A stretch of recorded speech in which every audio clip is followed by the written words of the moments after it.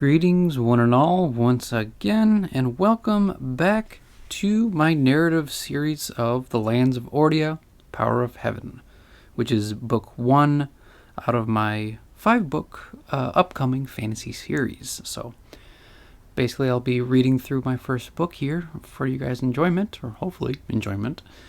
And, if you'd like to know what happens in Chapter 1, I'd invite you to go back to the last episode that I have published, and you can read, or, well, not read, but listen all about it, because we are now into Chapter 2, which is called The Past Unveiled. So, I'll be reading through the entirety of the chapter here, like I've been doing, and I'll give some brief thoughts at the end. So, here we go with Chapter 2, The Past Unveiled. As the moon rose to its full height, a mysterious cloud came over the restful duo, blocking over the silver light entirely like a dark veil. The wind picked up, rustling Jaerel's hair, wiping the flames of the fire away, and intensifying the murkiness and darkness surrounding him. A terrifying chill shot straight through Jaerel's body, from his head to his feet, as if he was frozen in time and place. He could barely move his head, mostly out of fright, but not even his mouth could move to alert his friend, so afraid that if he made a single sound, whatever was out there could pounce on him and Koraven before they could reach their weapons and react. He conjectured seeing dark silhouettes moving stealthily in the night, blacker than the shadows of the tall stalks of trees in the distance, creeping closer to the camp until vanishing into thin air.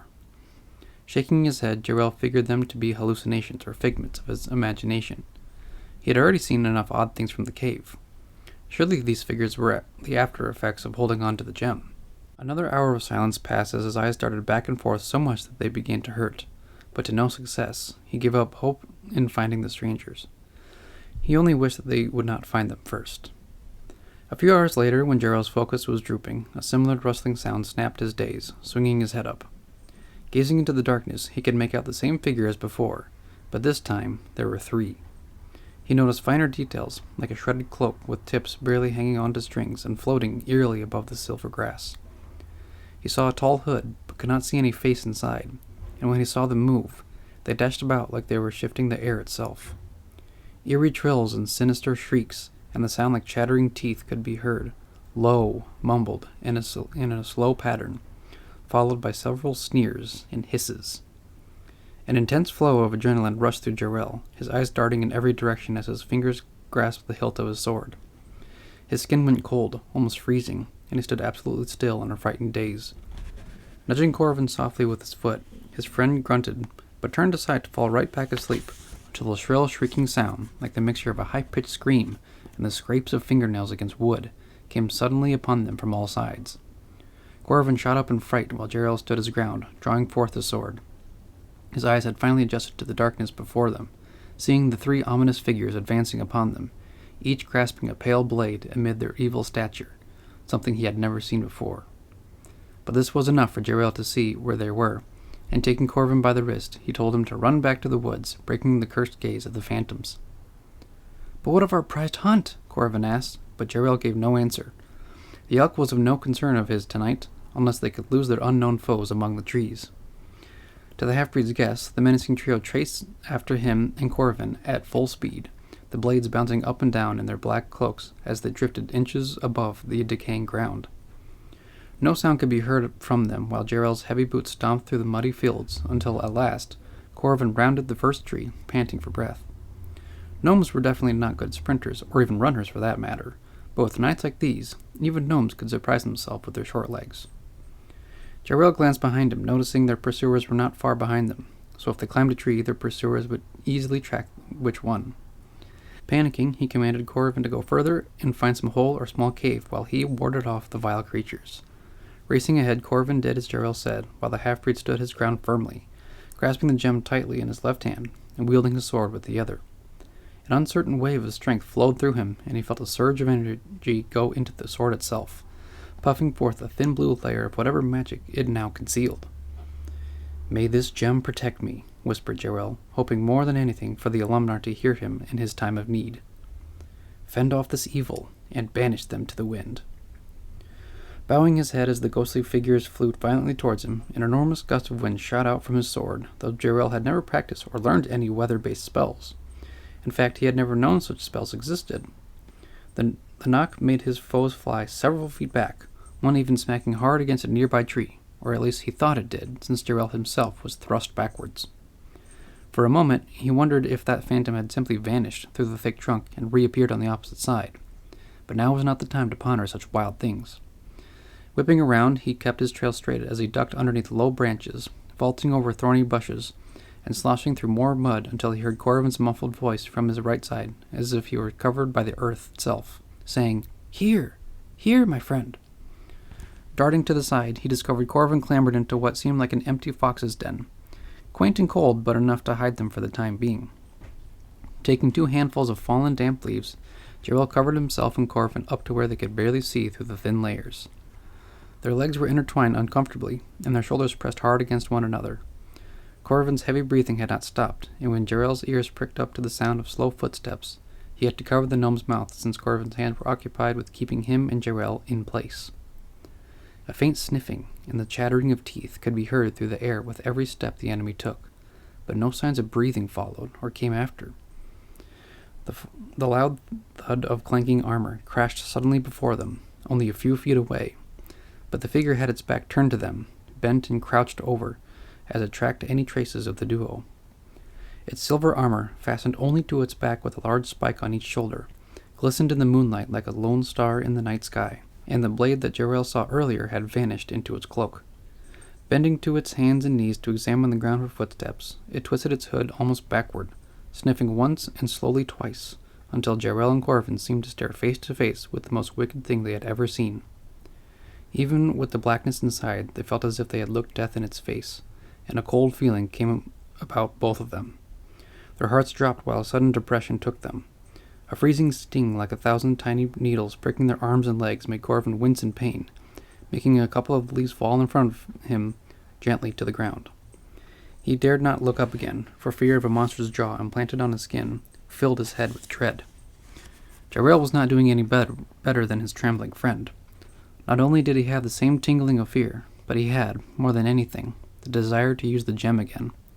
The pull of its power lured his mind. His eyes rolled back, his breathing quickened, and his hand began to slip near his pocket. The phantom figure crept closer to them as Jaerel touched the gem again, but rather than the thrilling sensation he felt in the cave, his body became hot, his head was dizzy, and he almost would have swooned if not for the figure's daunting presence.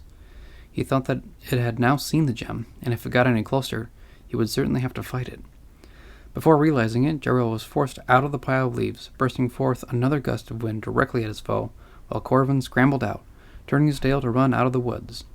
But upon the release of a violent wisp of air from the blade of Jarel's sword, shaped in a magnificent blue line of immense power, he saw another line of what looked like a black mist, following the trail until the collision with his foe. Baffled, Jaerel saw his enemy trip over a twisted mess of roots entangled into a bush, the one chance he would get so that he and Koraven could escape to the ferry. Fortunately for them, the other 2 phantoms had gone elsewhere in their attempt to track their prey. Back into the moonlight and empty fields, their friends continually peeked behind their backs, but could not see any black figures. Scampering with panic, they passed by their camp again, picking their bags up with a run, leaving the elk and darted to the river, never stopping. 20 minutes of non-stop sprinting began to slow their pace, especially Koraven, whose pots and pans clanged messily together, tied to his travel bag, but he did not want to part with them, even now. The night never seemed to quicken for either of them. They knew that if they were to be this loud continuously, they would surely be caught. Finally, from the last dash of hope or simply by luck, they saw a small wooden shack, weather-beaten and rough. This was the station for the ferry, and though it wasn't much to look at, it was their beacon for tonight. Their hopes began to rise, but were immediately dashed as the loud shriek from the previous hour came closely behind them. Jaerel whipped his head around to see the 3 figures floating above the ground, their swords in hand and their cloaks flipping furiously in the wind. A thick cloud of smog surrounded each of them, blocking out everything around them, swirling around their wretched bodies, if they had any. Flowers, plants, and grass alike were all frozen or limp and dead in an instant once the phantoms had passed over them, leaving a desolate trail behind. Koraven had already rushed to the muddied sandbank, where a vacant ferry boat drifted in the shallow waters, beaten and cracked. The gnome untied it from the wooden fence that sunk into the murky shore, the only light being a small lantern hanging from a splintering and weathered pole. He shouted for his friend to come, who had been standing completely still in fear and awe of his enemies, as they rapidly approached with every second, their deathly stature growing larger. When Jaerel heard the panicked shout of Koraven, he snapped back to himself and darted down a dirt path that led to the sandy shore. He leaped just in time in midair for the boat, as the first figure had lunged his sword in a hateful fashion, screeching as it did, barely clipping the ends of Jaerel's coat. Tumbling onto the wooden floorboards, Jaerel quickly rose to his feet to watch the three black figures yelling in frustration, while Koraven paddled the quickest he had ever rowed to the opposite bank. And in under an hour they were back to safe grounds. The stars could be seen again in the open sky, and the cold wind had died down, though the air still felt freezing without their blankets tied to their backs, but rather having fear in place of them. Even if they had another day of travel to arrive at Vase, neither Jaerel nor Koraven would get any sleep that night, so they continued until daybreak. The dull gray skies of the dawn arrived much later than they wanted, reminding them of what evil was behind. But once the sun was upon their faces, it replenished them with new strength and somehow knew their pursuers would not follow them in broad daylight. If they did not dare to wade into the water to chase after the duo, surely it meant that they had a weakness. Just the thought of being able to defeat their chasers gave Jaerel the right amount of courage to continue on. Slowing their pace to preserve some of their endurance, Koraven told Jaerel to stop for lunch by noon, his belly aching and groaning. Eventually, Jaerel gave in after Koraven began to complain time after time, mostly on purpose, and his stomach was nearly louder than his own voice. "It's a shame, really," Koraven said sadly, with a downcast face, slurping the stew he had so rapidly brewed up. "Leaving the elk behind and all? What fortune we would have had!" "It is indeed," Jaerel agreed, clutching his pocket, his head tossed with the idea of sharing his personal discovery, but feared Koraven would be tempted to take it if he did. "But we've been lucky as well, nearly escaping those wretched people. What do you think they are? They felt anything but human, if you know what I mean. Their presence was unsettling and sent a chill through my bones." Jaerel thought back to the moment in the den. Koraven was right. They shared the same feeling, and he wished never to see them or feel their foul presence again. He wondered then why they appeared out of nowhere, and if it was a coincidence that they conjured before them almost right after Jaerel discovered the gem. They had not seen them on their trip to the forest, so the only logical reason for Jaerel was that they had come from Salmoria or Tarash. Though they were quite menacing and terrifying, Jaerel would not let the gem be handed over to them. Their malicious minds would use it solely for ill intent. "Jaerel, are you all right?" Koraven's voice woke Jaerel from his trance, one that he had been trapped in for a few minutes now, staring into the small fire. I'm fine, Corey," he stammered as he finished his stew. "We must go now. Our enemy may not be too far behind us, and we don't want them to catch up before we get to Vase." While the pair of friends had successfully made it to the travel road that stretched west to east, they still had quite some time before the city of Vase would be in sight. There was a bridge that crossed the Raven Stream, which flowed from central Zaphithia to the Great Sant River, and it was that crossing that concerned Jaerel. If the phantoms reached the other side before he and Koraven did, there would be no escape again. He urged Koraven with these daunting warnings, and the gnome nodded silently as he prepared for a long journey ahead. That day they both made excellent progress. Jaerel did not bother to slow down, and several times he felt as if he had left his friend behind, but when he slowed his pace, Koraven had already caught up. Glad that Koraven knew this was a cautious situation, Jaerel did not stop until they finally reached the bridge across the stream. It was nearly noon then, and as they approached the fading wooden bridge, Jaerel's hopes rose. There were no daunting figures at the other end, nor were there any behind them. The two friends crossed over with delight, setting foot into the region of Enedias. Now there was only the rest of the day's sunlight to aid their last step of escape. The bright rays of the sun made them feel at ease as they quickened their pace. Despite their feet bounding on what was officially called a road, the thick grasses of the plains of Enedias made their home into the paved, coarse dirt that marked the trail. It felt as if they were prancing through the field itself, and for Jaerel and Koraven, it gave them great peace and comfort. With their newfound courage, they managed to arrive at the walls of Vase by evening, though it was nothing to revel at. Nevertheless, the sight of settlement was all the friends needed to push on. Thick wooden walls completely surrounded the city, nailed together on strong posts every 20 feet, reaching 30 feet in height. Only 2 gateways were built for Vase, one on the north side and the other on the south, each leading to the gravel road, easy for visitors to come and go as they pleased if the guards were pleasant enough. The one building that Jaerel and Koraven could spot from over the wall was the city hall, its green roofs spike jutting high into the sky, its shingles loosened, and the weather vane at the pinnacle was bent from numerous storms of old. Below it, the hundreds of colorful rooftops of the civilians' houses cast golden light from the evening glare, making it the only pleasant thing to look at. Jaerel and Koraven knew the people inside would not be as nice to look at or talk to compared to the initial sight, but it was only temporary. Even with such thoughts in mind, Jaerel was first to approach the set of 4 guards who had silver armor strapped tightly to their chests with the city's emblem, a single red eye with orange flames dancing around it, painted neatly on the center. They wore pointed helmets covering the tops and sides of their heads, and on the left waist of each guard was a short sword, while they held a similar circular steel shield with their left hand with the emblem painted on the center. The one on the front right stopped Jaerel abruptly, his dark mustache poking out in thin wisp and his eyes squinting in disbelief. "What business brings you to Vase?" he asked firmly, "though I hardly doubt you bring business at all with you and your friend's looks." "Hey, watch your mouth now," Koraven said, offended but hushed by Jaerel. "We're only here for lodging," Jaerel answered calmly. "We would stay just a couple of nights. We come from Mason Rokine." "The King City," the guard said, smirking as if there was some joke. "You're a long way from that land, with you scraping around in the mud, rather than glorious constructs made by the true workers and leaders. Hafen." At the sound of the word Hafen, both Jaerel and Koraven grit their teeth and their fists clenched together, but neither moved. Half-breeds were especially shunned and mocked in cities such as Vase, and even if Jaerel expected treatment like this, he did not enjoy it or could endure it for too long. "We are both hunters," Jaerel said eventually, partially under his breath. "We have traveled to the Veiled Hills on a hunting trip in search of the legendary white elk, but alas, no such creature came into our sights." Koraven glanced at his friend but said nothing. His fingers tapped impatiently, and his head swung from side to side, watching for the phantoms. "I was fortunate enough to score a caliphate fox, if you would like to see its fur," Jaerel continued, but the guard waved his hand, realizing these strangers had some knowledge of the forest and its animals. He loosened up. "Just don't be causing any trouble in our city," he told both of them, looking them up and down one more time, their ragged, dirty clothes in desperate need of washing. Jaerel's hair was wet with damp sweat. The clipping of his coat was slashed into pieces, and the stubbles on his chin were stained with mud and dirt. His hands were the dirtiest, though, several shades darker than his actual skin, and when he noticed this, he casually hid them behind his back.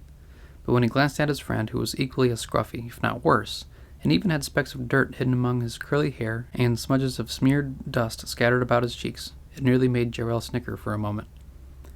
"The city eye is ever watchful," the guard warned them again, "especially since the rumors of the darkness have come back." "The darkness?" Koraven repeated, just as interested as Jaerel. Neither of them had heard of that title since they were children. "Of course, that is a reference to Zarlan, the Terrible," came a second guard, striding up to them now. "I'm sure you've heard of him, at least. It is said his forces are regrouping in the wretched lands of Threlonk, and his magic is seeping all over the Algard ranges, spilling and poisoning the regions of Killinan and Narafim." "Poisoning?" Jaerel was confused. "What do you mean?" "Do you know nothing?" the guard taunted him. "Many smaller towns across Ordia are said to be possessed with some evil spirit, causing their people to go mad, claiming their love and devotion to some dark magic. Not to mention the constant news of dark cults suddenly taking action," added the other guard. "Whatever they're up to, it's nothing good." "And it seems his spies slip through the cities of free folk," said the first guard, eyeing down the ragged travelers. "We may perhaps wear titles, but a spy is not one of them," Jaerel said firmly in return. "The darkness is not just a title, mere Hafen. He and his forces are everywhere, from the black shadows of the forest to the open fields of Corvel. They are everywhere." Jaerel shuddered upon hearing this. If there was such a spell or curse that drifted through the lands like the wind upon fields, the peaceful town of the gnomes, the diverse city of Vase, and even the glorious citadels and towers of Mason Rokine would be stained with this vile magic. But rather, it seemed to him that it was a contagious illness that everyone would catch sooner or later. In his heart, though, he felt sympathy for those who had already fallen. Most of them, he assumed, were simple, innocent people with kind souls, suddenly and abruptly infected with an inescapable fate. All of this was very peculiar to Jaerel. "You'll know soon enough," said the first guard with a gloomy voice. "One day they will come, and the fate of Vase will be decided." Looking to the second guard for a smirky response, Jaerel found his grim expression the same as his comrades. After some time, the guards allowed the visitors to pass through. Jaerel did not desire to stay chatting with them while his 3 stalkers were probably close behind, waiting for the dead of night to strike. With a loud creak and groan, the wooden gates swung open as Jaerel and Koraven trudged through, their bodies weak and sore. A long cobblestone pathway directed the way through the streets, lined with wooden structures of shops, homes, inns, and pubs. Some were painted red and some yellow, but most had a dull gray hue. Tall steel poles lined the street with bright lamps of golden flames, illuminating the quaint town of diverse species. Among the crowd were mostly mankind, but had a meager amount of elves and dwarves. Vase was among the few settlements in Ordia that allowed the mixtures of races, though even in these cities they were separated, not by force, but by choice, and it stayed that way. Though it was about nightfall, the crowd did not die down or scatter, and Koraven could tell instantly that Vase citizens were unsavory and suggested to Jaerel to find some shelter soon. The sneers and nasty looks the people gave them sent unnerving chills down the friends' spines. Jaerel agreed as they heard whispers and mutters of a couple of weird halflings arriving, primarily out of disgust or fear. Jaerel approached a gruff man after hearing this remark, asking for an inn only to be pushed aside, being told, "Scram, filthy blood. Your kind don't belong anywhere but the streets." And like Jaerel, Koraven came up to another band, younger and less in stature, yet had a similar response. "Get back out to the wild, Hafen. You ain't civilized enough to save your life." Glancing at the rising moon, the duo gave up trying to ask for directions and decided to meander until something or someone showed up. Pushing and shoving their way through the streets, Jaerel eventually led Koraven to a stable near the city wall, an old wooden shack next to it. Once again, it wasn't much to look at, but neither were any of the houses surrounding it, with their bent roofs and half-shattered windows, doors hanging on hinges, and front porches supported by struggling beams. He could hear the whinnies and neighs of healthy steeds from inside the stable, and saw that the shack still had some candlelight from within. Telling Koraven to keep watch, Jaerel stepped inside, and a bell rang clear and loud above him, followed by a warm greeting from the owner. He was a bigger fellow, having a rounded belly and a thick neck. He wore a burrowed mustache proudly to make up for his balding head. Jaerel guessed that he was around his 50s by now and had much experience with travelers all around. His hands were thick and coated in dirt and dust, but that did not bother Jaerel. "By the looks of it, you've been walking around all day," shouted the man, coming up to Jaerel and shaking his hand firmly. "And not just anywhere, no, but in the forest as well. What brings you here to my humbled stables, eh?" "A simple reason," Jaerel answered in a friendly tone, almost surprised that such a kind man lived in a judgmental city.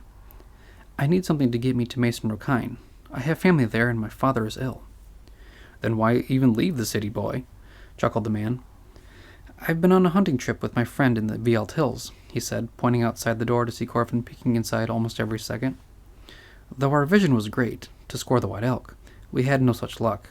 But along the way, I have picked up herbs and plants to help cure my father as well. There is the efficace leaf, and the dew of the malgenar flowers, as well as bits of the red Tiradon mushrooms." "Oh, you know them very well." The man was shocked and had a huge grin on his face. "Well, that is a good reason indeed, and I admire that. I'll tell you what, I'll let you borrow one of my sturdiest steeds that I've raised this year, Himblecorn. If it is to Mason Rokine, you have many miles ahead of you," he laughed heartily. "I have a friend up there. His name is Barlin, and if you let him take that steed back down here, you'll owe me just 1 trip's pay. Normally I send a traveler with, of course, but you seem different. Plus, Barlin said he would visit either this year or the next." "I appreciate that very much," Jaerel said, filled with gratitude. "I'll let your friend know of your kindness and bestow blessings upon him and your stables." The man chuckled again. "Ah, he already knows how great I am. But this may be serious business, too, if anything goes wrong, you hear? You have my word. I am a man of trust and honor.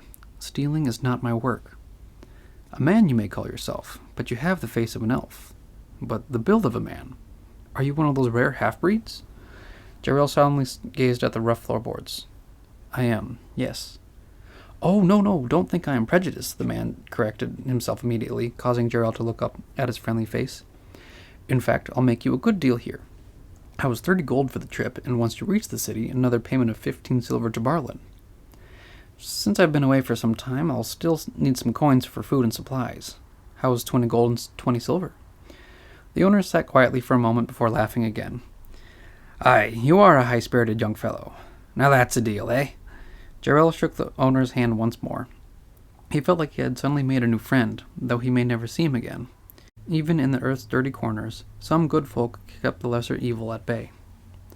Well, if you excuse me, good sir, I must find some lodging for the next few nights. I am weary and wish to sleep under a roof, for my friend and I have slept under the stars and canopies of thick forest for weeks now. I will be back in the morning to pick up the horses and pay you for our future travels, if that works.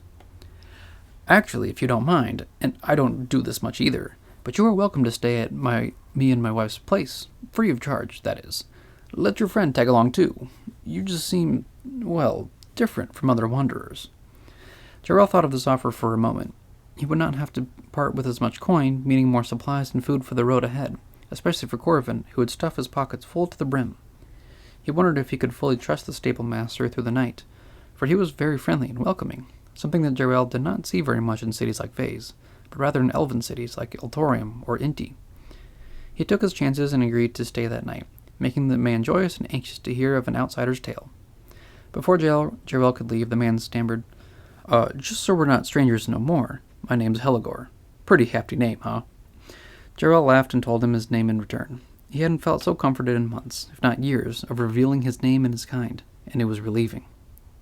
Informing Koraven of everything that was said, Jaerel decided to have them split up to find as much supplies as they could for the next week, and to meet back at the stables, where Heligor would be waiting for them at midnight. Jaerel admitted that he would have to spend every last bit of coin he had, and even when Koraven handed over a few extra silver, it would barely be enough. Nevertheless, Jaerel continued on his friend that he would choose the right amount of provisions until their return to Mason Rukain. Koraven set out to collect the food while Jaerel looked for any necessities that they might need. He left the stables in a brightened mood with a warm spirit inside. No longer would the stares and snickers of the city folk bother him as he strode privately through the streets, gathering what he could but speaking very little to anyone. Every now and then he would catch a sensation that another magi was nearby, as if they were following him, but keeping their distance. He kept this knowledge close, but paid little attention until a sensation was suddenly strong, and the gem began to hum inside his pocket. Frightened, he dashed into an empty alleyway, slim and narrow with old bricks caked with layers of moss and decaying flowers. His eyes darted back, but he did not see anyone until he turned around to reach the other side. "You do not have to run," said an elderly man's voice, shaky and weak, coming from a strange man who had suddenly appeared swiftly in front of Jaerel. The half-breed jumped back in an instant. He drew his dagger with a flash, backing up ever so slowly. Even if the old man looked slow, anything in Vase could be a trick or an illusion. This man wore a raggedy thin cloak with poor stained cloth underneath. His feet shuffled across the stone floor as he wobbled towards Jaerel. His skin was wrinkled and pale, and his face was hardly seen as the hood of the cloak drooped over his face. His crooked nose and chapped mouth, of which his teeth, when shown, were rotten and horrible for Jaerel to look at. "I am a friend," the man said calmly, stretching out his thin, bony hand, but Jaerel did nothing. "But you are not prepared for this fate." Jaerel was confused yet intrigued. He lowered his dagger, but kept it firmly in his grasp. "Take the gem out of your pocket. The gem of Imlaken." Stunned in his position, Jaerel was stuck. This strange old man was mystifying, shocking, and simply very odd.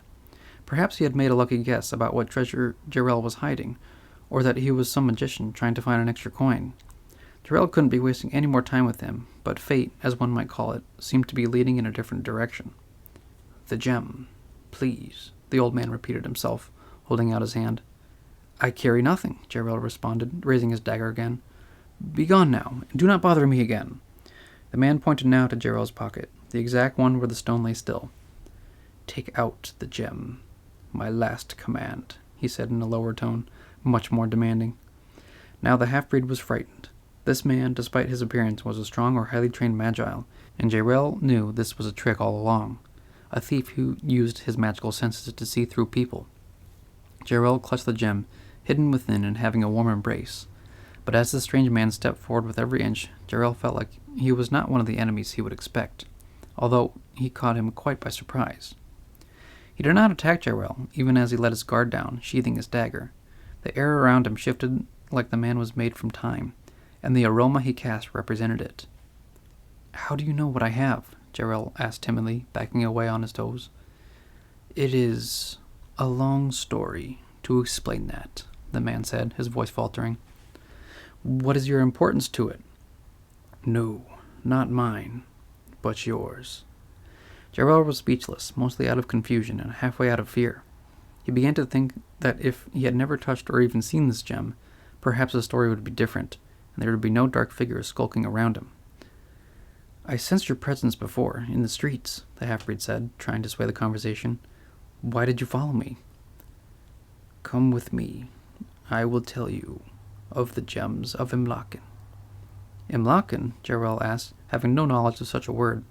He had heard this man say it twice, giving the title a shrouded mystery. "What does it mean?" The man looked around him as if he felt someone watching them. "I cannot answer that here."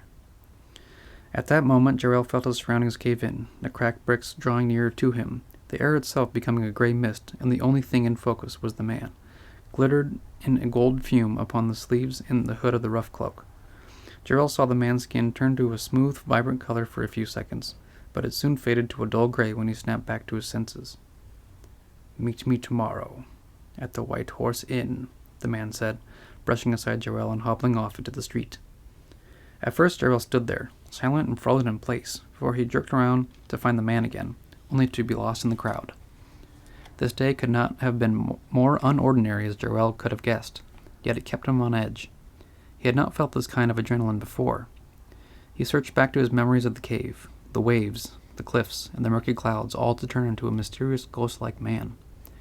Jaerel guessed that the absurd man could have been related to the elderly man that he had just met, but doubted it greatly. Even powerful magiles of the greatest knowledge could not disappear entirely. Perhaps there was more to it, prompting Jaerel to find out more about this riddle. As he rejoined the citizens of the city, he kept his vision focused, his movement swift, and his mind to conjure new ideas. His weather-worn leather boots tread across the hard stony roads, visiting whatever vendors or shops were still open, most of unsavory folk. The owners would usually spit before his feet or curse under their breath while they looked upon Jaerel up and down, realizing a half-breed was in their presence. He was bothered by it for a while, but with repetition he knew that they were trying almost too hard to get rid of him. By now he had purchased a couple of extra leather pouches, a long strand of thick rope, a small frying pan for Koraven, and a small buckle in case the one he was currently wearing would snap from the weight of his sword. Jaerel had his eyes peeled for any suspicious characters hiding in the shadows of the night. As the sun began to dip completely below the horizon and below the city walls, he began to make his way to Helagor's stables.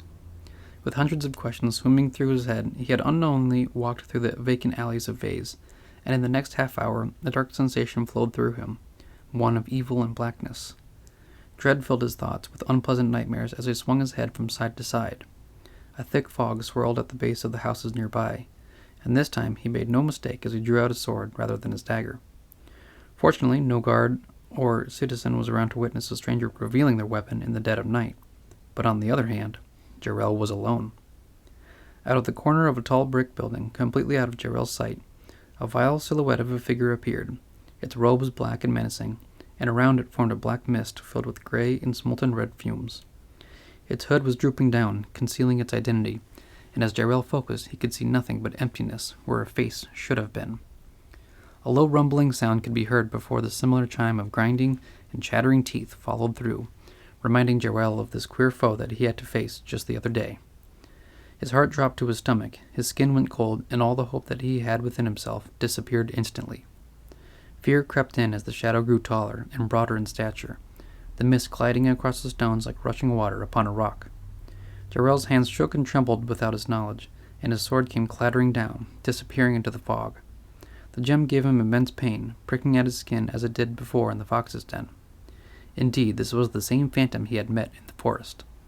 Jaerel's body ached to let the stone out of the pocket, simply to save him from the irritating scratching, but he knew he had to endure.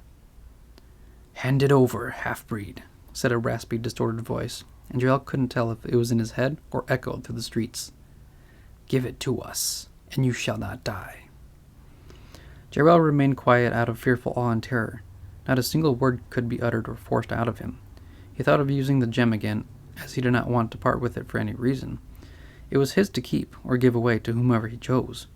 The figure grew tiresome of Jaerel's silence, bringing forth the familiar white blade from within its dark robes, and charged forth with spectacular speed, even faster than an elf. The half-breed raised his dagger in a clumsy defense, but as he heard the clanking of steel on steel, he did not feel the force of his enemy's blow. He looked briefly to his right, where he saw another mysterious man, although this time he was much more of a common folk than the other he had recently met. He was tall and mighty in his stature, wearing thin chainmail and had shoulder pads and gauntlets tied tightly to the thick garments he wore below. He was grasping a tall silver sword in one hand, which he used to defend Jaerel that very moment, and a slender torch in the other.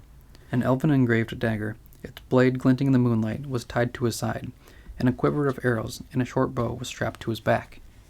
"Stand up!" the man yelled as he drove back the phantom.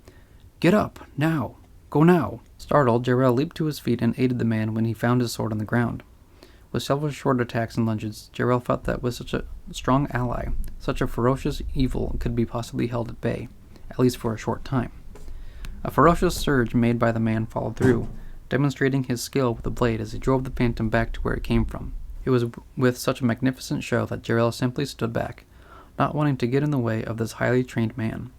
The figure vanished back into the shadows with a loud screech, veiling its menacing blade. Jaerel glanced at the man, his shoulder-length hair dripping from the tips with sweat and exhaustion.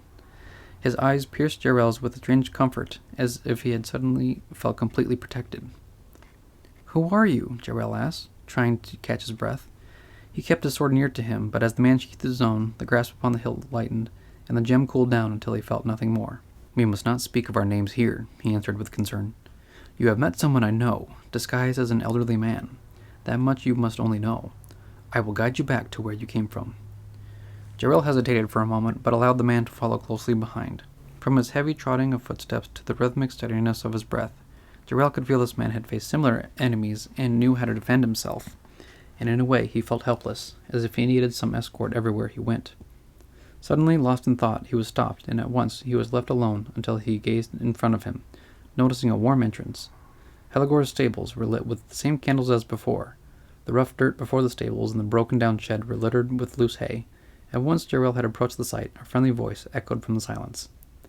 "Hey, Jaerel! We're over here!" Jaerel turned aside to see Koraven waving to him at the side of the shed, and close behind him was Helagor himself, his grin beaming in the night. With the tiniest amount of hope and happiness he had inside, Jaerel greeted both of them as if nothing had happened. Helagor, though, seemed rushed as he pushed his newest friends away from the shed, and in the next 10 minutes they found themselves before a neatly built house, blue to the sight and having a well-tended garden in front. A white fence surrounded a small patch of a deep green lawn, much of which the garden had taken up the space, but when the duo came upon it, they felt right at home. Jaerel glanced behind him to expect the haunting phantom to follow him, but when he had seen nothing except the large belly of Helagor, he thought to himself that he was safe for the night, anxious for a time of enjoyment. Opening a broad wooden door, Helagor introduced them to his wife, Tilmia, who was just as inviting as her husband. She had golden curly hair and wore a bright yellow dress, drooping down to her feet, and her skin was fair and pure. Her eyes were like the finest emeralds, and whenever she smiled, a great joyous spirit was lifted in Jaerel and Koraven's heart, giving them hope in sudden times of frightening nights. They all sat around a candlelit dinner, served with a fine meal of fried fish and freshly baked potatoes, finished with a bottle of the best wine in vase. Once they had finished their meals, Helagor would tell Jaerel and Koraven many exciting and perilous stories of past customers and visitors of both his shop and the city. His family had owned the stables for generations from when vase had been settled, or so he said out of embellishment, and it had astonished the two friends while Tilmia laughed along. In this tiny corner of a busy, curious city, in a land where the earth was whispering of dark shadows, Jaerel felt comfortable and safe, something he had not felt for a long time.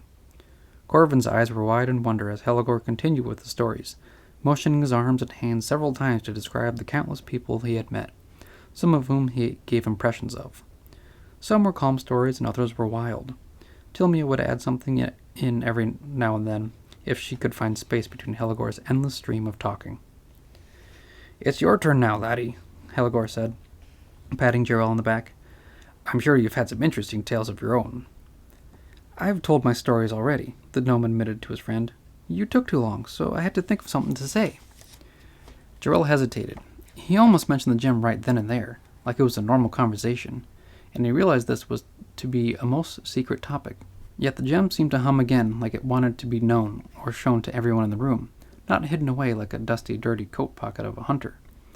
Jaerel resisted the urge, though, and told his personal tales of hunting and home, his closest friends and the adventures they've had, and his close bond with his parents, who ran a broken-down guild of lost Magiles in Mason Rukine. As he continued sharing, the memories came flooding back, making him and Koraven laugh and smile, a true feeling of goodness. Jaerel wished for more moments like these, but knew in his heart that there would be very few of them. Treasuring a new memory kept Jaerel's mind forward, and with such a newfound motivation, he continued his tales until Koraven and even Helagor yawned as the night grew old. Pleasantly, Tilmia led the friends over to a small bedroom, one that had been their son's for some time, but now that he was gone and moved to the grand silver city known as Koragi League, it was empty ever since. Koraven took to his sleep almost instantly. Once Jaerel was satisfied with the thick blankets that Tilmia had offered, he slept through the night very well, prepared for any upcoming mystery that would unveil to him. The next day, Jaerel wandered the city in the morning while Koraven slept soundly in thick wool blankets and lovely feather pillows.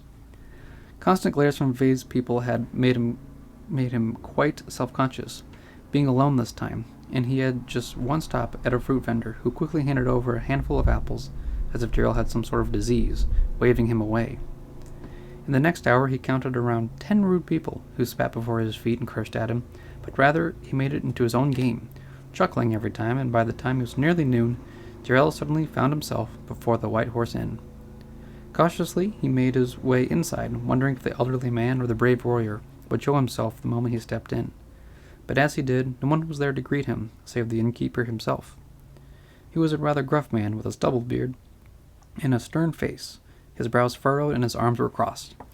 Standing tall in a proud stance, he overlooked the near-empty tables across the bar as if something was suddenly to appear. "What unusual people keep showing up," he told Jaerel with a sigh and a shake of his head. "We don't normally serve your kind here," he sneered at him, a typical response from a weak-minded man, especially from a non-Magi. "Though I am rather strange," Jaerel said confidently, "you do not have to worry about my business." "And what business do you have at my inn?" "I'm looking for someone," he answered the man shyly, who was ready to boot him out any second. "An old man or a tall soldier. They might have entered a room just last night." "Do they have names?" "No, I did not catch them." "Then they must be of no importance." The innkeeper scowled at him. "Now, if you stay here for a while and wait for them at the bar, I have no objection to it. But in an hour's time, you must leave." Just then, as if by luck, the tall man who had saved Jaerel the night before strode down a flight of steps near the back behind the bar like he was waiting for the half-breed to meet him in that exact hour. Stretching out his arms, he called him by name, and with a surprise, Jaerel followed him back up the stairs with great caution, his hand grasped firmly to the gem. A short, poorly tended hallway stretched before them, the floorboards creaking and moaning as they crept over dusty carpets stained with mud and most likely soaked with stale beer. Coming across a cracked, faded green door, the man knocked in an odd pattern, but after a few seconds it was suddenly swung open, but not by him, nor anyone behind it. The man and Jaerel stepped into a quaint room, complete with a simple bed having a stack of blankets folded nicely upon it, and a neatly carved wooden table, where the elderly man was sitting patiently next to it on a bland chair, staring out the sunlit window as if in a trance. The door was closed behind Jaerel and latched shut while the curtains were swiftly shut, giving the room a more daunting presence. The light of the candles was the only comfort. With a sigh of relief, the old man relaxed his shoulders and slumped over. "Will you tell me who you are?" Jaerel asked, his eyes darting between the two of them. "It seems you know my name, but I do not know yours, and it has been a wild turn of events." "And so there shall be many more wild nights ahead of you," the tall man said, crossing his arms. "What you carry is no mere trinket to sell or to present to others, but for some like us, the secret of the gem is safe. I am Tiradon, and I come from Salmoria. I am here to protect you from all evil things, if I am able to." "Both of you know about the gem very well, then," Jaerel guessed. "There are many who know," the shaky man said. "They were made in the beginning, the very first age, but they were used in the second." "The second age?" The half-breed was astonished. "As in the age of the kings? I had no knowledge that kings could harness something so great and strange." No kings could ever do that, Tiradon assured him, but in order to inform you properly, I would have my friend Siervan do so. Jaerel looked at the old man, and from what he had just heard, he thought that it would take hours for the story to finish. But as he began to swim through his dazed thoughts, the old man stood up, his arms shaking under the weight of the chair, and raised them to his side, his palms facing upward. Suddenly, a blinding flash of light appeared from his chest, golden and shimmering, making Jaerel jolt back in shock. For a few seconds the light began to fade, and there before Jaerel was a completely new person. A glorious high elf, from what Jaerel could imagine, for his clothes were elegant and rich. His robes were white and silver with a small golden embroidery down the sides and on the cuffs of the sleeves, an elvish incantation to protect him from evil. He had long pearl-like hair draping smoothly down his back. His face was refreshed from the pale decaying color to a healthier golden surface, and his eyes were made of history and time. His presence was soothing, and Jaerel suddenly felt safe as his heart became warm, and his thoughts were of peace. He thought back to when he acted rudely to the old man, and immediately felt ashamed, but had not yet said anything. "This," Siervan said, lowering his arms now and resting back on the chair, "is how I must address you from now on." His voice was calm like waves upon a sandy shore. "The tale I must tell you is extensive, so I am glad you have come in the morning." Jaerel was not sure if he was ready for such a story, but he kept his dagger in place, though he knew he was no match for Tiradon, and certainly not Siervan in his elven form. Both Siervan and Tiradon noticed this and lessened in stature, making things much more casual. Jaerel rested himself on the edge of the bed, eager and frightened to hear more about the gem, but by the expression on Siervan's face, Jaerel could not tell that they were not as ecstatic as he was. "Before I tell you," Siervan said, "I must know for certain that your gem is indeed one of the gems of Imlaken."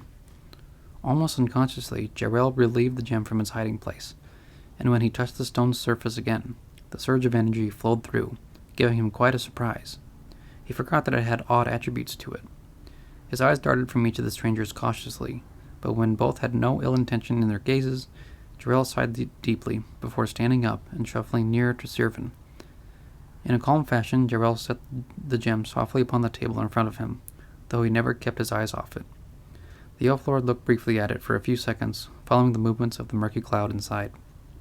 Tiradon stayed where he was, trusting that his companion knew what he was doing.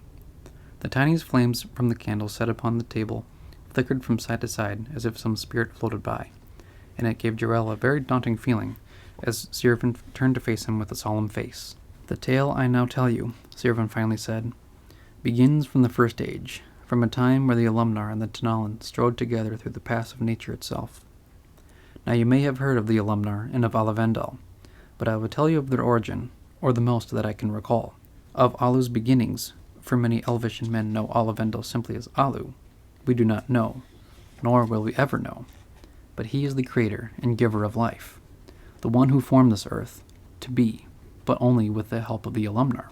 You see, Alu desired companionship and fellowship after he had created Ordia on the first day of its existence, and thought that beings, formed and shaped by his glorious likeness, can make the earth to their fashions and doings. The Olumnar were indeed of Alu's image, splendid and magnificent, and he made 3 of them, each to govern specific stages of life. Flindor was set upon the clouds and heavens to guide them for weather, to control the winds, the storms, and whatever may fall from the skies, and to separate biomes from one another. He had no liking to be among the people of Ordia when they were set, but had no anger or strife against them. Altaria shaped the earth with strong and precise hands, from the mighty Algar ranges to the expansive plains of Corvel, to the desert lands of Elrosa. He was among the workers of the first people, sharing his creative mind with them, and greatly enjoyed his time with them. And lastly was Asilia, who formed the rivers, lakes, and all the vast forests, and she lived with the elves for the most part, though she resided with the fairies for some time as well. She is the bringer of joy, the enchanter of goodness, and several more titles that bear the intentions of all that is pure. She was the sport of life itself. Among the 3, it was as if Alu was an Ordia itself, and the formation of this earth was immensely beautiful. Though I have knowledge of the first people in Ordia, I shall not tell you their origins, at least not yet. But Alu looked upon all of his creation from its nature to the people, and he was very pleased, and for many years the first people were content, yet they desired leaders and kings to decide their comings and goings. Alu listened and allowed the Olumnar to create their own beings, 7 in number, made of similar power and might, and hence was the creation of the Tanalan and the governing of the 7 races of Ordia. Elves, men, dwarves, fairies, gnomes, changelings, and the Alistani, are most commonly known as wizards. Now among the Tanalan were great beings, who were wise, pure, and enchanting. All save one. Siervan's voice trailed off for a moment, his eyes filled with sorrow. His given name was Telekor, the strongest and wisest of the 7 rulers, and the one to deceive them all. Before his treachery, the Tanalan split into their niches and communities, making busy lives and building settlements. Alu looked again upon everything, and again he was pleased, much more than before, and there he crafted the Olumnar gift, the 3 stones, the gems of Imlaken, each having a unique trait to match each of its owners. Jaerel glanced at the tiny stone resting on the beaten table. To have something crafted and perfected by magic was legendary among Jaerel's city, but to hold an item formed by the maker of life himself was unrivaled. He was utterly speechless as his mouth was gaping open the longer he stared at the gem, from its deep blue surface to the cloudy mist inside. It was no wonder that this trinket had a luring pull to him. But before he could go deeper into his thoughts, he was interrupted by Siervan's smoothing words. And thus, through Alu's calling and crafting, the first age, led by life, was ended, and the second age followed immediately after, the dominion and ruling of kings. The creation of the gems marked the beginning of the second age. But Telekor, leading the Alistani, left the council and fellowship of the 7 rulers, for his heart was set upon a new prize, the gems. He desired more. The power and strength that he could get from obtaining the gems would be immense. Of course, he could not do this on his own. For many years, in the dark shadows of the world, he formed and studied his own way of magic, a black and vile magic of which we know now as Volcavi. At the mention of the evil name, Tiradon spat to his side. Siervan lifted his hand to his head as if in a short prayer, placing his index and middle finger together in the center of his forehead, then down to his chest before he continued the long story. In the gloom of his hiding in mountains and caves, he created a rival of the gems, the black crystal. It was powerful enough to gather all 3 gems together, harness their energy, and if the being was strong enough, they could absorb the power and be equal to the Olumnar, perhaps Alu himself. Before Telekor had set out on his wretched quest to gather the gems, Jalruf, a Tanalan who led the race of the changelings, knew something was not quite right with Telekor as he followed his footsteps and whereabouts. When he located the black crystal, he and Telekor fought maliciously for 3 days and nights, until Jalruf slew his enemy and shattered his sacred crystal. When Telekor's body was destroyed, his spirit remained and split into 5 separate entities, each body being quite literally possessed by his vengeful aura. You mean to tell me that those phantoms are the Dark Lord's spirit? Jaerel nearly shouted in bewilderment. Tiradon glanced at Siervan, half expecting the Elf Lord to produce a solid response, but he too was disappointed by the result. No, but unfortunately, Telekor was among the greatest of the Tanalan, and most of all, crafty and intelligent. He may still slip among the shadows of mountains, or even cross paths with us in busy streets. Whatever form he plans to take is nearly impossible to track. Jaerel shivered as goosebumps made his hair stand on end. Fear of a Dark Lord was already strong enough, but the knowledge of a continuously changing Lord of deception and death was a far greater emotion that mixed the common fear with a sense of awful dread. There are many things besides the forces of ghosts, wicked men, and orcs that we need to fear, things that have existed since the birth of this earth. What lore I may tell you could last a week, and if my common speech could properly translate it, for most of the first dark magic can only be told in the Oshantian speech. Siervan took a short breath. He had much to remember and much more still to tell Jaerel, who was focused on the lore, his mind sharp as he gathered and soaked in everything he could. If he was to keep this gem, he had to know what he was against and who he could trust. Never had he heard of the Tanalan, yet the name of Jalruf seemed oddly familiar. Once he reached back to his memories, he remembered Kaladel, the Grey Wizard, had once told him briefly about this mysterious figure. Jaerel kept this to himself as he listened further to the elder Elf Lord. Now, before Telekor's defeat, the Tanalan had begun to teach magic to their people, only to a select few, but those whom they had deemed worthy and wise. But once they had mastered the basics, they too taught others, and so the spread of magic ignited like wildfire. Each town and city had a fair share of magiles and ordinary folk, though many people already hated magic and thought that spells and enchantments were ways of cheating through life. But the Magillian ways never went away. Before long, Magi's were traveling in packs or in caravans, carving roads and trails to cities and through nature, and because of this there was much bickering and fighting. The city's kings and rulers did not want these divided Magi's within their walls, since they had already caused too much damage in the streets and the fields, causing a ruckus whenever they went. The struggle for power was growing too great in the hearts of Magi's by then, and so they left to join nature, making lives as nomads and tribes, but the quarrels did not stop. Bloodshed grew worse, and the War of the Magi's, or the Anti-Ordician War, slowly formed. A civil war between the magicians who served themselves and those who protected Ordia. The Olumnar, depressed and heartbroken, could no longer watch the world burn before their eyes, so they called upon every Magi to meet them who thought of themselves worthy of receiving an Olumnar's power. Of course, this was a trick, but thousands had turned instantly into this invitation, starving for more magic if it meant the Olumnar themselves sent it. In the lands of Kurug Dulag, what would later be known as the Valley of Betrayal, the Olumnar greeted them all and thanked them for coming, but with empty voices and blank stares. From that day, no other day was as dark and gruesome as the Magi massacre, as most know it. Siervan shuddered, Tiradon drooped his head, and Jaerel was astounded, even if he did not know what truly occurred during this dark time. I cannot go into detail, for the pain is too much, but whoever was in that valley was completely wiped from existence, both body and spirit, for their selfish intentions were causing more harm than the Olumnar ever wanted. Then the immortals left Ordia after their task was done, leaving behind the gems of Imlaken as a distant memory of them, and a slim portion of Alu as well, to wait for the one of pure heart to collect the gems, absorb them with goodwill, and bring back peace from the darkness of the world. Silence filled the dimly lit room, leaving nothing but despair and dread in Jaerel's mind. Magi's were rare in Ordia, as Jaerel knew, but his parents had never told the reason why. And now that he knew, he became frightened that one of these Olumnar, or even a Tanalan, would show up any minute to execute him. Through so much historical pain, the gem was handed from the Olumnar, from Olivendel himself, and placed into the palms of a simple half-breed who knew almost nothing about them. He gathered himself before he stammered. "There are remnants of the gems and the crystal to find, then?"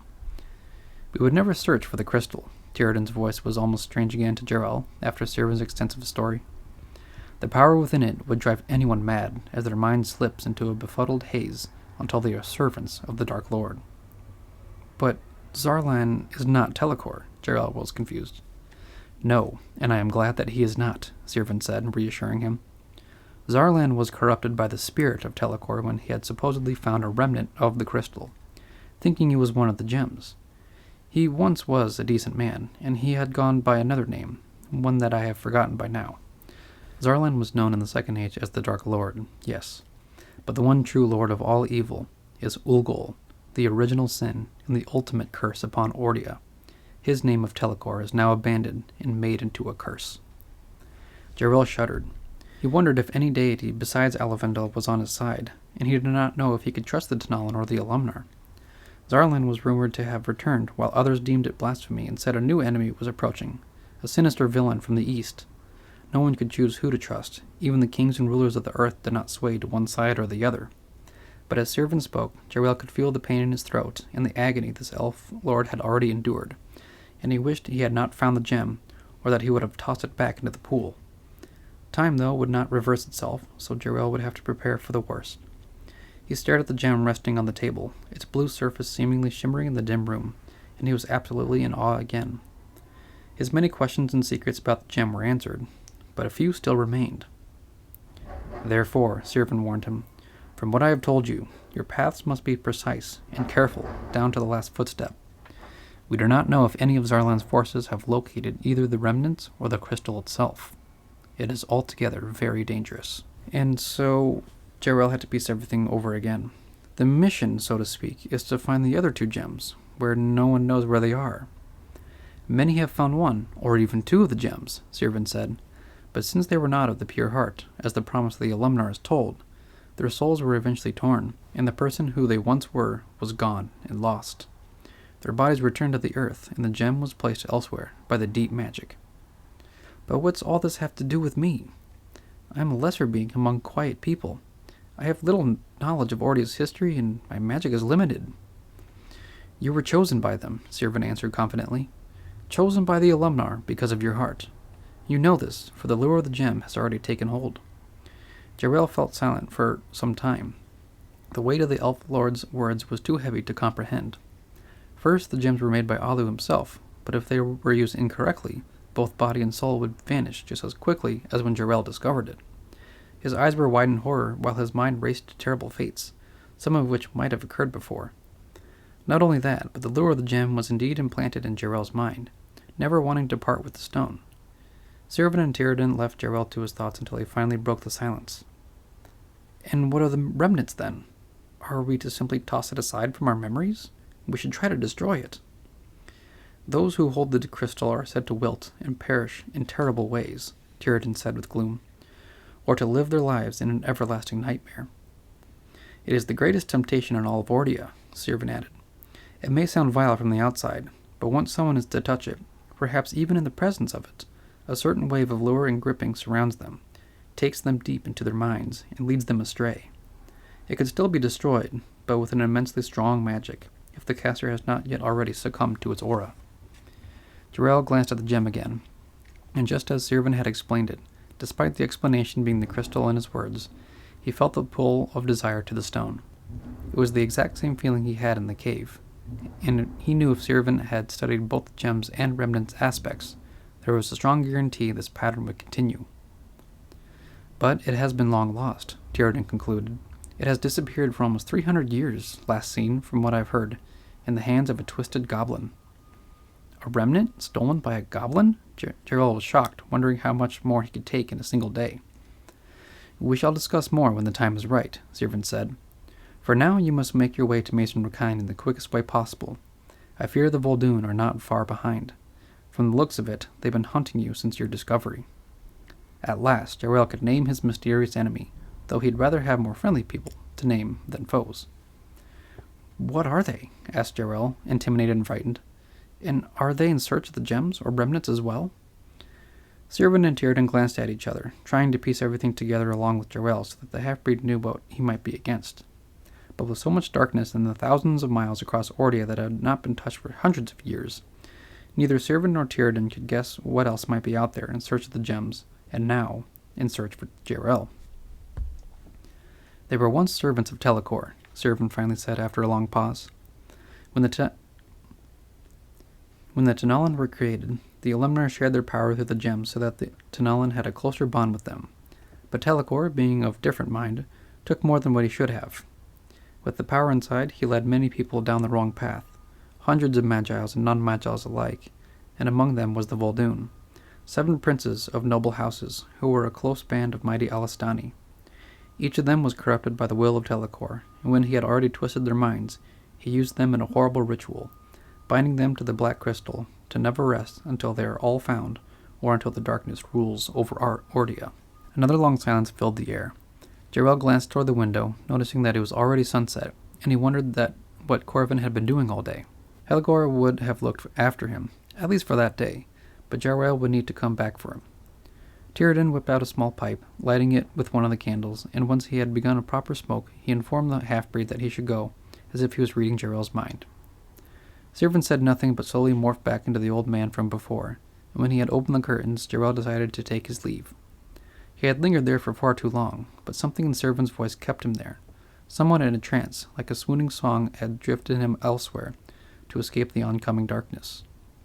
For some time, when he scooped up the gem at last, he wondered if he could leave the stone with Siervan, or perhaps Tiradon, and they could keep it safe. But neither of them desired to take hold of it, not even take a fleeting glance. A depressing feeling sunk into Jaerel's heart, but he knew if he stayed until nightfall, the enemy would have the upper hand, and upon leaving, he took a last glance at the strange duo, and skipped down the stairs of the inn, greeted by the same innkeeper, though he was just leaving himself from a long, weary shift. "Been up there all this time?" he asked, darting his eyes upstairs, giving Jaerel a moment of panic. "I wondered if you had been kidnapped or something of the sort." "Old friends, sir," Jaerel made up. "We've been catching up. It's been too many years." The innkeeper gave him a sly expression, but let him go once he heard the bartender shouting for assistance. Darting to the side, he wished Jaerel good luck in his endeavors, and the half-breed never saw him again, leaving him on the most peculiar day he felt he had ever had. Finding his way back to Helagor's stables, with some difficulty and some lost time, he found the bulky man inside the rough shed with Koraven sitting impatiently next to him on a short stool. When Jaerel suddenly stepped in, he ran up to him immediately and embraced him. Apparently, Koraven had thought Jaerel was taken away by the horrific Voldoon. However, Helagor was the one who calmed him down and told him things like that would not happen in Vase, especially not in this surrounding neighborhood. Jaerel thanked the man with more firm handshakes before he took off outside to feed his horses. A rather unsettling visitor came by while Jaerel was occupied with his new allies, demanding a trio of well-fed steeds, though he did not state where he would be off to. Helagor did not like him, but being within the realm of horse and travel business, he could not turn him down. "Things are getting stranger by the day," Helagor grunted as he bolted back inside, shaking his head. Jaerel and Koraven agreed, and what they had already been through was not only strange, but treacherous and very curious. Jaerel clutched his pocket to make sure the gem was resting inside, giving him assurance and a spurt of confidence as he looked up to the darkening blue sky, littered with specks of the early stars. Koraven dug into his pockets to find any loose change, but only came up with 10 silver and 8 gold coins. He looked at Jaerel with concern, who surprisingly had the same amount in his leather pouch. They couldn't turn back to Helagor again in case he would think of them as sneaking thieves and call the guards. He was a very kind man, but asking to stay 2 nights in a row might seem suspicious. The wind picked up then, a cold and bitter one, and the duo felt suddenly alone. The crowded street had emptied, and the moon was down to a sliver. Jaerel darted his head back and forth, expecting to see the Voldoon, or at least Siervan and Tiradon, hoping they were on the lookout. But when the evening turned to night, they began to make their way to the White Horse Inn, being Jaerel's idea. The alleyways of Vase were vacant and bare, its stone pavement shimmering like a dull silver as Jaerel and Koraven trudged through with their heavy boots. To Jaerel it was much more difficult to map his way around without daylight. Once he saw the streaming light of the inn and the familiar horse's logo, he burst through with relief, with Koraven close behind him, turning his head again right before he slammed the door shut, alerting the same bartender Jaerel had seen before. Approaching them, he told them they could stay until midnight to purchase any drinks or to rent a room, and at that moment a loud crash of a broken bottle and a yell of several angry voices made him whip around in frustration. Unfortunately, this bartender was scheduled for the whole weekend, and this was just the start of it. But neither Jaerel nor Koraven had the pressing matters to aid the busy man, and they shrunk to the corner of the bar in fear. Constantly, Jaerel would press upon his chest to make sure the gem was inside, giving a sense of relief. But not 5 minutes later, his anxiety would rise, and again he would touch the pocket. His eyes swept side to side, examining the ever-growing bustle of the inn, as countless drinks were being passed from each table. "What do we do now?" Koraven whispered to Jaerel. "I'm not sure," Jaerel admitted, timid and shy. "I hadn't told you yet, but I met a couple of strange people, an elf and a man, who helped me and told—" Jaerel paused, wondering if he should tell Koraven about the gem now, or until they get to Mason Rokine. He was Jaerel's closest friend, and they'd been through practically everything together, ever since they were children. Certain that Koraven could keep his secret, Jaerel drew a blank for a moment, wondering how exactly he could explain every detail that Siervan told him. The Elf Lord had told the story quite wonderfully, as it kept Jaerel under a trance the whole time, and he was absolutely sure that he did not have that same power. "Told you what?" asked Koraven curiously. They told me that the phantoms were chasing us." "What?" Koraven almost shouted, ducking his head, almost in shame. "Why would they be chasing us? We haven't done them any wrong." Jaerel was downcast, but ever so slowly he pulled out the gem with great caution, leaning to one side so that no one else could see. In his palm came a scratching, needle-like feeling, and Jaerel winced back at first, but leaned in again until Koraven saw what he had, and gasped so loud that the neighboring table looked back to them. The thick air of the room closed in around Jaerel, and his head became fuzzy. Out of coincidence, or simply out of luck, he noticed a trio of rough-looking men near the bar table, gazing intently at him and Koraven with greedy eyes. One of them was already standing, his thick arms resting against the table, while the others sat hunched over in a lazy fashion. But when Jaerel had pulled out the gem, all 3 of them shifted their position so that they were closer and all standing. Instantly, Jaerel retracted the gem, placing it messily in his pocket again to face his friend with a solemn expression. At first, he said nothing to him, scared that the men would approach them and force the gem out of his pocket. But when the commotion grew louder and more half-drunk men crowded their table, Jaerel knew he had to tell Koraven swiftly and briefly of their situation. "This gem is not ordinary," Jaerel said to his friend, his tone very quiet. The elf and the man I met explained to me that it's very old and holds a special power. There are 3 of them in total, and it takes a pure soul to truly wield its power. A pure soul? Koraven was confused. What's that mean? I suppose if your heart is pure and your innocence is the greater factor, the gem takes into consideration your intention and use of its power. How incredible! All of that into a tiny little stone? I was astonished too, but yes, it's true. With all 3 gems, whoever holds them, they would practically be equal to the Olumnar and able to stop the darkness altogether. Koraven was silent, completely in awe. But there is also the black crystal and its remnants. Jaerel glanced at the window, and in his mind he could see a black hand unlatching the sills, reaching its bony fingers towards him to snatch his treasure along with his soul. The firelight of the countless candles seemed to dim, and his vision was blurred, and his head began to pound with every second. Even the mention or thought of the black crystal made Jaerel's mind fade to darker thoughts. A part of him wanted to give those 3 men at the table the gem, but knew that they would use it for evil purposes. He snapped back to his surroundings again, back to the dangerous situation he and Koraven were in, and before he knew it, the 3 men were suddenly upon them, looming above them in monstrous statures. The one in front of Jaerel was the biggest, a large muscular chest puffed out pridefully, and he had broad shoulders and arms the size of Jaerel's legs. He was completely bald and had a lengthy mustache down his chin. His scowl was ever present, and his brows furrowed in frustration. The other 2 men had messy shoulder-length black hair and stubble for beards. They too wore villainous scowls and had their fists closed, ready for a fight as they stared down the petrified friends. I believe you have something for us, grunted the first man, holding out his hand. Jaerel said nothing, cowering back. We don't want to make this hard, he continued, inching nearer to the half-breed. But I'm beginning to get impatient. Hand it over. Now. Suddenly, from behind the gruff man, a tall wine bottle came smashing to the side of the man's head, shattering into hundreds of pieces, making him collapse to the floor with a loud thud, totally unconscious. A loud roar of the drunk crowd came all around Jaerel and Koraven, and among the noise, Jaerel noticed Tiradon standing directly behind the man, the other half of the bottle still in hand. Immediately, the other 2 men rushed Tiradon, who managed to block the first blow, but when the second man was about to land his punch, he was tripped by none other than Siervan in his elderly form. Again the crowd roared, and there before Jaerel and Koraven, a wild fight broke out between half of the entire bar. Apparently, when Tiradon had slammed the bottle on the bigger fellow, he crashed into a table filled with 3 course meals, and that table knocked into the next one over. Having to keep a low profile for Jaerel was no easy task as he watched everything unfold.